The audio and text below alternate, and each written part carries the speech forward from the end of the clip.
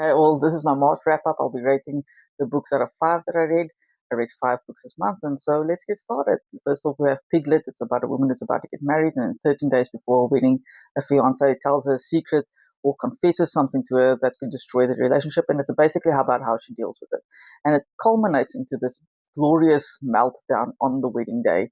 It was both laugh out loud funny and tragic to read, and for that reason alone, for the wedding day scene alone, I'm giving the book a 4 stars because I thought that was very well done.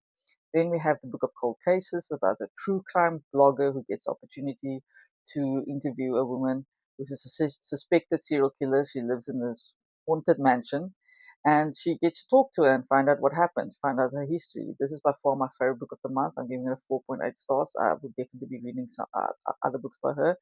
And it's a book that I can recommend. I thought it was very well done. Then we have A Flicker in the Dark. It's about a woman whose father is a convicted serial killer. She's now since grown up and she's a psychologist or psychiatrist. She's engaged.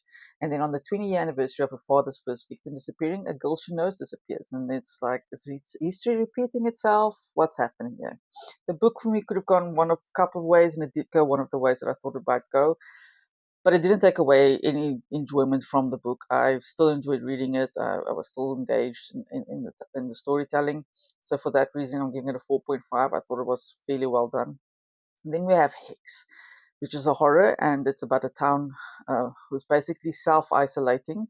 They have, because they believe they are cursed, this woman walking around with chains around her body and her eyes and her lips sewn shut. They believe if her eyes ever open up, the whole town will die. This book was just a slow descent into madness for me. I don't know how to describe it otherwise. Just a slow descent into madness. It was a bit difficult to read at times because of the writing style. Um, and for that reason, I'm giving it a 3.8. It's not a book that I would recommend, but I would say make up your own mind. Read the reviews, read the back of the book, and decide for yourself. Then we have No One Saw a Thing, where mom is in town with her husband for a reunion with his old college friends, and one of her daughters disappears. They both got on a train and only one got off. She wasn't on there with them. She was running a little behind them. And then obviously all these secrets come out about these friends and things like that. And it wasn't a bad book, but it's also like nothing new here. But I thought it was fairly well written. I enjoyed it. So I'm giving it a 4 stars. And that is my wrap up. I had to rush through it because I have less than 3 minutes. But in my next video, I'll be doing my April TBR. So I hope to see you then. And until then, keep reading.